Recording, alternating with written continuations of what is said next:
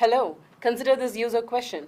I'm planning a high altitude photography trip. Show me some weather resistant backpacks, similar in style to ABC Pro, but without any leather components. Also, let me know if it's actually in stock and if there are reviews from other photographers, particularly complaining about the strap durability in the reviews section.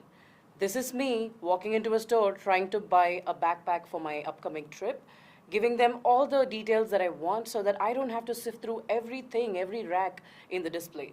However, I don't have the time as much anymore. I want to do it on my e-commerce platform, my retail search app, and I try to enter the same query, but it does not work. Are you like me? Do you like to sit at home and at the comfort of your home would like to ask your retail app this kind of question? Or are you a business wondering why there is bounce off of users from your platform?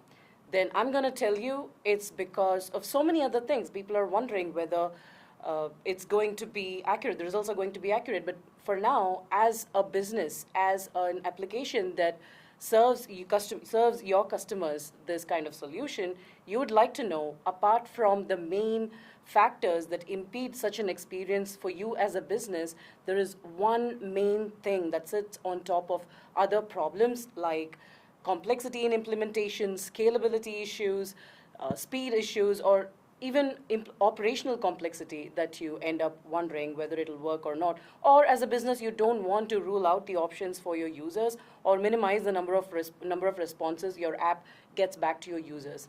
So how do we solve this problem? But before getting into the solution of the problem, I would like to call out one important parameter, one important factor that actually caters to all these problems that we just listed, like the security, scalability, safety, speed, the transactional complexity, and other things. And that is data diversity, because data is way beyond rows and columns now, and even beyond semi-structured information like JSON files, XML documents, and so on. So how are we going to solve for the data diversity problem, which will eventually lead to better user experience of your application to your customers? So that's what we are showing to you in this particular blueprint or high-level architectural flow.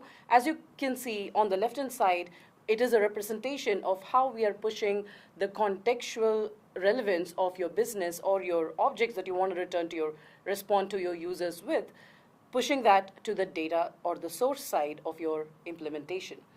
And we have MCP Toolbox for databases as the data abstraction layer sitting in the center that is going to talk to all of our disparate systems or data sources that we are accessing or you are accessing as a business to get the information that the user interacts with. So in this case, in our demo, we are using AlloyDB for the catalog data of our products, and we are using MongoDB Atlas for the detailed product specifications and attributes, and also for user interaction data of your products.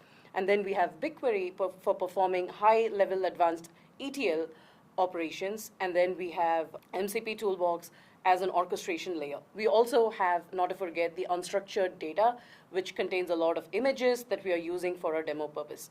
And not just the demo, the business. If you're an e-commerce business, you do have a lot of unstructured media. You have probably not limited to just images. You probably have videos, you have other files that users need to reference for size guidance and other things, anything that a business wants to give or make the object more relevant to your customers, right? So all of these are controlled or orchestrated through this MCP Toolbox for databases. So what is it? It is Google's very own open source framework and server, which supports more than 40 databases, not just Google Cloud databases, data sources that are even outside, like external to Google's tech stack, right? So you will be able to connect all of those things in a single pane of glass view, and you would be able to look at the structured data, unstructured data, NoSQL data, all of those in a single pane of glass view, which means you can write your queries on top of the data that is coming in from AlloyDB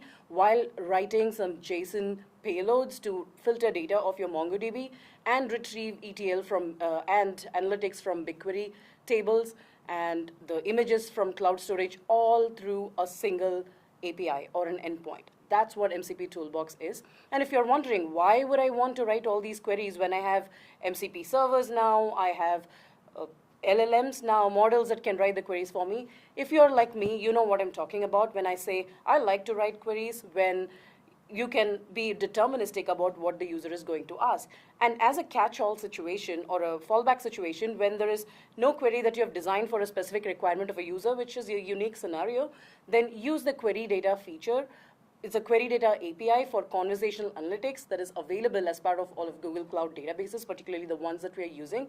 And query data API is also inherently accessible from MCP Toolbox, which means when a user asks a question which is not caught by your predefined tools in MCP Toolbox, tools.yaml, it naturally goes to, you design it in a way that it naturally goes to the query data tool, which is an API that converts users' natural language question into the queries of the corresponding data source where it feels the data needs to come from.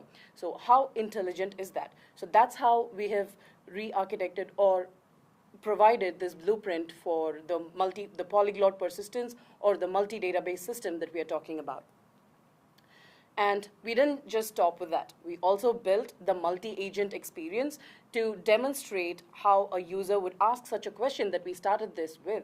And this multi-agent system talks across multiple systems. Of course, it's a multi-agent system, so there is an orchestrator agent that is going to talk to a product catalog specialist or an inventory specialist or a product specification and user interaction specialist and an analytics agent or a BI, business intelligence agent, so on and so forth. So we have multiple agents, as you can see in the image, if you're looking at it, and these agents are able to contact or able to invoke the right tools for the right job because they are specialized in doing that, and we have already defined that in our MCP toolbox, and we are able to make this agent work for all the scenarios that we designed this application for.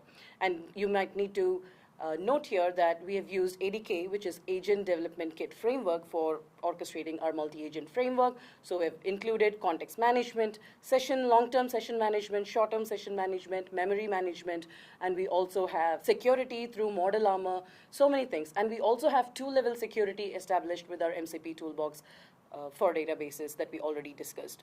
So with that, we can now go to the demo to see what exactly we have built here. So here we go. This is the product catalog that pulls in data from AlloyDB. It's pulling this product specification data from MongoDB, Atlas, and then we have the images coming in from the unstructured media coming in from cloud storage. So when I click, there is a dialog box that pops up with the image description and the specifications coming from MongoDB, and then each interaction gets recorded to BigQuery because that's what we've already recorded in MongoDB as an interaction, but BigQuery uses it for running real-time ETL pipeline, so that what you see right here is an up-to-date refresh of the products that are the most interacted with. And then here is the finishing touch for the multi-agent in action. So here is the agent chat that I recently had just in preparation for this video. So what you're seeing right here is the question that I started off the session with, the backpack trip, for photography trip, that I want all these detailed specifications to be met. See how detailed it is. It is telling me exactly what it is capable of doing and pulling all this information that I specifically asked for. If you notice, it's able to say that it is in stock, it is bringing in the specification from MongoDB, while it is also bringing in the review data from our analytics, and it is saying that this does not have a negative review, particularly in the strap area. And when you click that, you will also see the description being pulled up with all these detailed specification, and to note that there is no leather in my requirement, which it also meets. How cool is that, right? So it is also actionable, so every interaction you're having with the chat is getting recorded as a new interaction as well. So I would like to present this polyglot multi-database architectural blueprint for retail businesses. Thank you for watching.